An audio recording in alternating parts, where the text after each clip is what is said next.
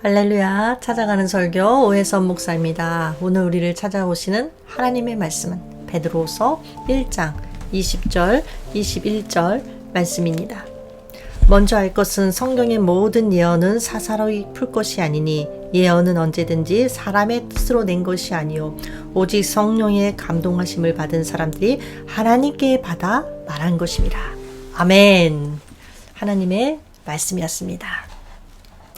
자, 하나님과 예수님 그리고 성령님은 우리의 구원을 위해 어떤 일을 하셨는가?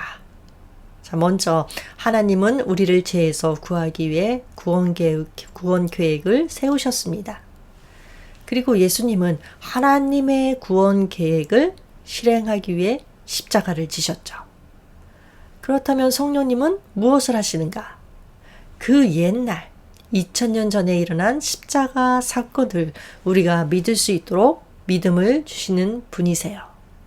성령님께서 우리의 마음을 만지심으로 도저히 믿을 수 없는 그 십자가 사건이 믿어지고 그럼으로써 우리가 구원받게 된 것입니다. 우리가 하나님의 말씀을 들을 때 정말로 하나님이 나에게 말씀하시는 것처럼 그 말씀이 나에게 부딪혀 올 때가 있어요. 이런 것을 깨달아진다고 하죠. 이것은 바로 성령님이 나에게 임하셨기 때문에 가능한 일이에요. 예를 들어서 여러분 모두가 지금 다 똑같이 하나님의 말씀을 듣고 있어요. 그래서 하나님, 예수님, 그리고 성령님이 우리 구원을 위해서 이런 일을 하셨구나 하고 알아요. 들었으니까. 말하자면 십자가 사건이 뭔지 그 스토리를 다 안다는 것입니다. 여기까지는 믿는다고 하는 거의 대부분의 사람들이 똑같아요. 그런데 성령님이 임하시면 달라지는 게 있는데 그게 무엇이냐? 그 십자가가 바로 나를 위한 십자가였구나. 예수님이 내 죄 때문에, 나 때문에 십자가에 달려 돌아가셨구나 하고 강하게 내 마음에 부딪혀 옵니다. 이처럼 말씀을 안다는 것과 깨닫는 것은 분명하게 달라요. 안다는 것, 그것은 말 그대로 십자가 사건이 뭔지 그 스토리를 안다는 거예요. 그런데 깨닫는다는 것은 말씀이 나와 연결되는 겁니다. 그래서 하나님께서 나에게 말씀하시는 말을 듣고 그 말씀에 순종하는 거예요. 나의 잘못된 부분들을 회개하고 고쳐 나가는 것입니다. 여러분, 회개란 단순히 잘못했어요 하고 뉘우치는 게 아니죠. 잘못된 길에서 돌아서서 하나님께로 돌아오는 것, 바로 그것이 회개예요. 그래서 깨달음이란 단순히 내가 그 말씀을 알고 있다, 그런 차원이 아니라 성령님이 나에게 임하셔서 말씀을 살아계신 하나님의 음성으로 듣고 순종하는 것, 이것이 바로 깨달음의 결과입니다. 그리고 하나님이 나에게 말씀하시는 것처럼 들린다.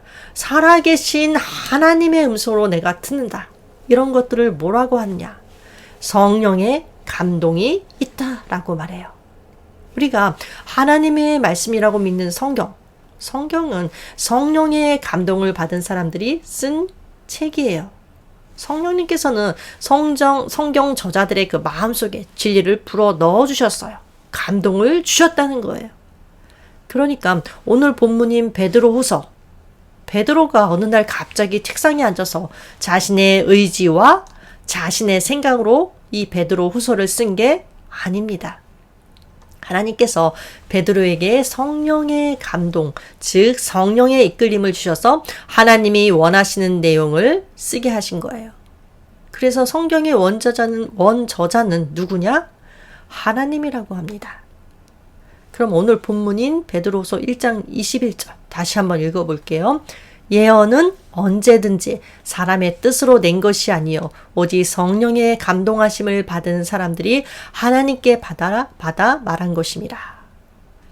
먼저 여기서 말하는 예언이라는 것이 뭔지 알아볼게요. 보통 예언이라고 하면 미래의 일을 말할 때 쓰는 단어예요. 그러나 성경에서 말하는 예언은 그 의미가 좀 다릅니다. 하나님께 말씀을 받아서 그것을 말한다. 그러면 그것이 바로 예언이 되는 것입니다. 그러니까 단지 미래에 국한되는 일은 아니겠죠. 그런데 성경책은 성령의 감동을 받은 사람들이 하나님께 말씀을 받아서 쓴 책이라고 했어요. 따라서 성경에 나오는 하나님의 말씀은 곧 예언이 됩니다. 그리고 성령의 감동으로 쓰여졌기에 하나님의 말씀은 곧 무엇이다? 영이다. 자, 오늘은 첫 번째 하나님의 말씀은 영이다. 두 번째 하나님의 말씀은 생명이다. 이 두 가지를 살펴볼 텐데 먼저 첫 번째 하나님의 말씀은 영이다. 따라서 영이기 때문에 하나님의 말씀은 성경의 예언은 반드시 성령의 도우심이 있어야만 이해할 수 있고 깨달을 수 있습니다. 인간의 이 머리에서 나온 창작물이 아니기 때문에 그렇죠. 그래서 20절을 보니까 먼저 알 것은 성경의 모든 예언은 사사로이 풀 것이 아니니. 인간의 이성으로 깨달을 수 없다는 것입니다. 그래서 우리가 성경을 읽기 전에 또 말씀을 듣기 전에 성령님 저에게 임해 주세요. 성령 충만하게 해주세요. 라고 구해야 합니다. 가령 성경이 문자로 기록되어 있다고 해서 하나님을 믿지 않는 언어 연구가에게 그것을 연구시킨다고 해보세요. 그들은 성경을 믿을 수도 없고 깨달을 수도 없어요. 왜냐하면 예언은 세상에 드러난 것이기도 하지만 동시에 세상을 향해 감추어져 있는 것이기 때문에 그렇습니다. 그리고 아주 믿음이 좋은 사람이라고 해서 예언을 쉽게 푸는 것도 성경의 말씀을 쉽게 푸는 것도 아닙니다. 성경을 다 이해하고 다 알 수 절대 없어요. 흔히 사람들은 자신이 알고 있는 성경 지식 또는 신비한 체험 같은 것이 전부라는 자기 중심적인 착각에 빠질 때가 많아요. 그래서 자기가 아는 지식이나 경험들을 남한테도 들이댈 때가 많습니다. 그러나 그것은 하나님이 나에게 알게 해주신 것은 맞지만 누구에게나 적용되는 동일 법칙은 아니라는 것을 알아야 해요. 그것은 단지 하나님이 나에게 알게 해주신 아주 일부분에 해당할 뿐입니다. 우리는 하나님께서 알게 해주신 것 이상은 절대 알 수 없어요. 하나님은 당신의 뜻을 세상을 향해서 계시해 주셨는데 하나는 일반 계시이고 또 하나는 특별 계시입니다. 일반 계시는 하나님께서 창조하신 자연세계를 통해 나타내 보이신 것이에요.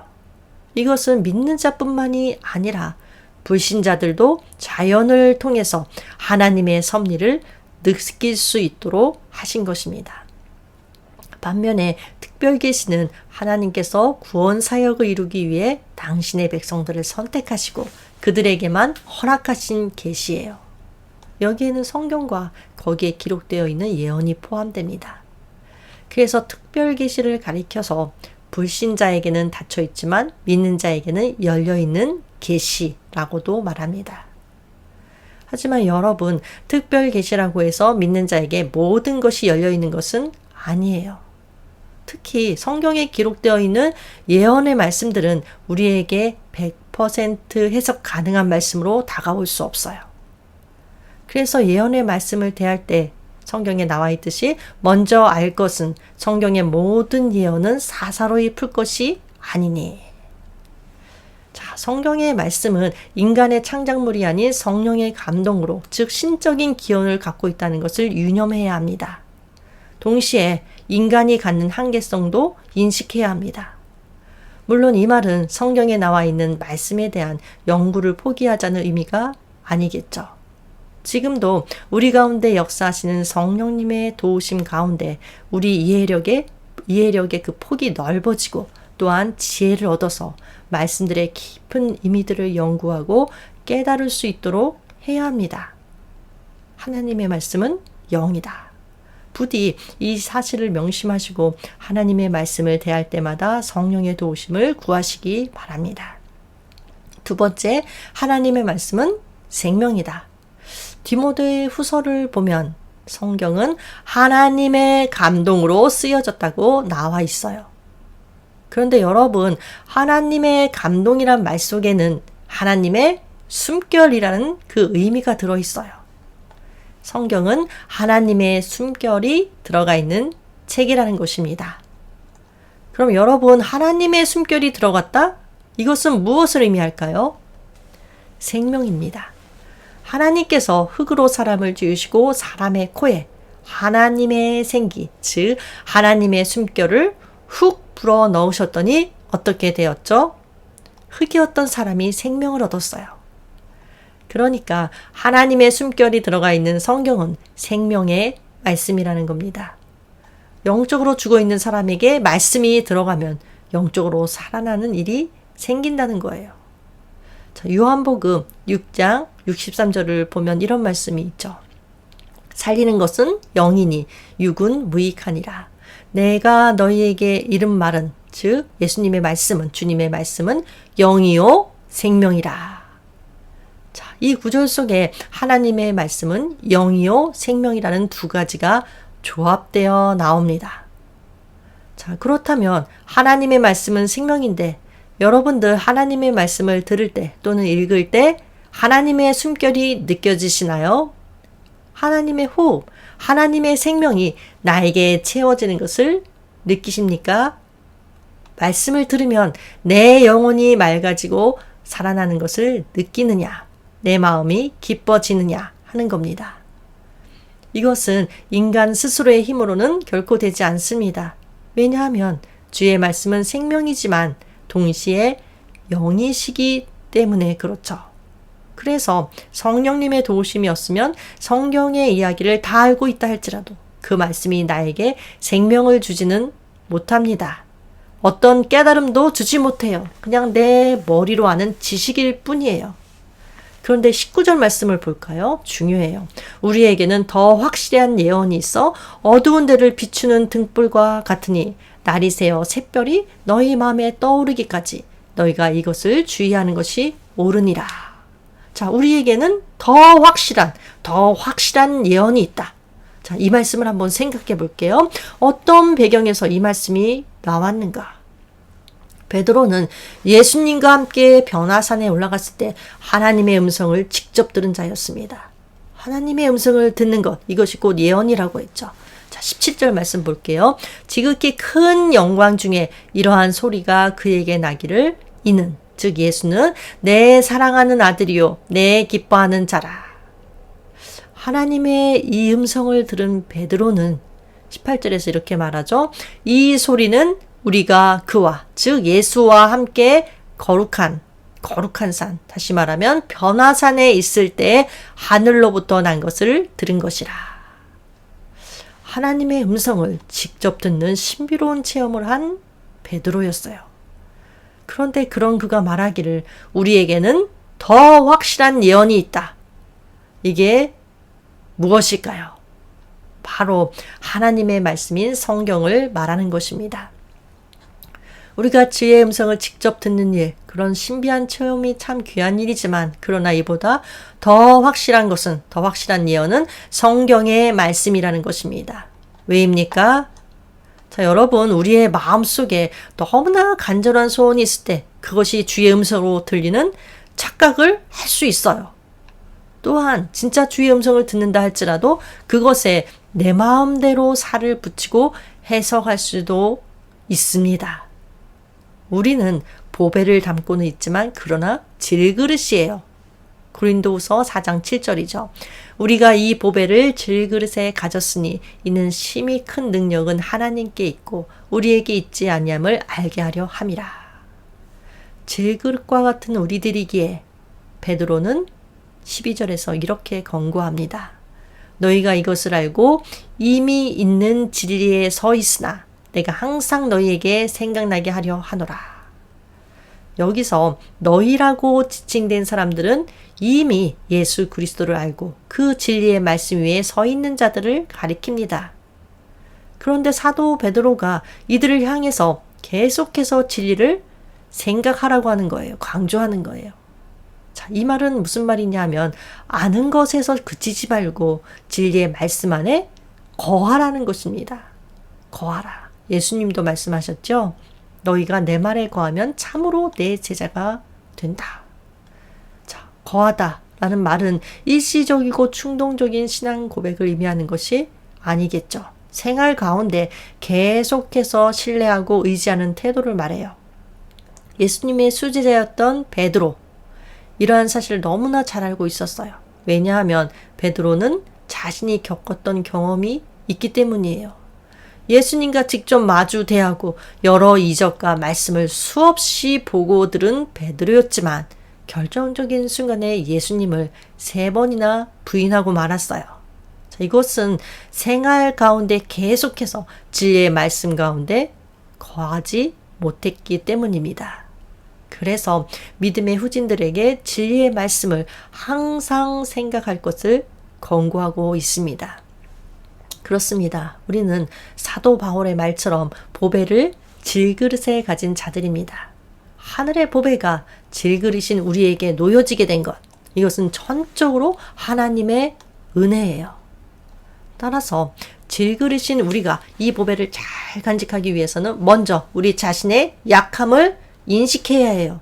깨어지기 쉽고 더럽혀지기 쉬운 우리라는 것을 잘 깨닫고 항상 자신을 정결하게 하는데 힘써야 합니다. 그러기 위해서는 진리의 말씀을 항상 생각해야 합니다. 또한 우리가 진리의 말씀 항상 생각해야 하는 것, 거해야 하는 그 이유 무엇일까요? 우리는 예수님으로부터 그분의 말씀을 증거하라는 명령을 받았기 때문입니다. 예수님께서 말씀하시죠. 아버지께서 나를 보내신 것 같이 나도 너희를 보내노라.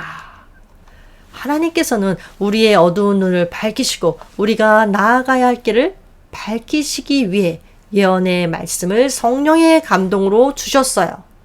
우리는 빛으로 환하게 비추는 예언의 말씀을 가지고 다니는 사람들입니다. 그런 우리들에게 하나님께서는 말씀하셨어요. 일어나라, 빛을 발하라.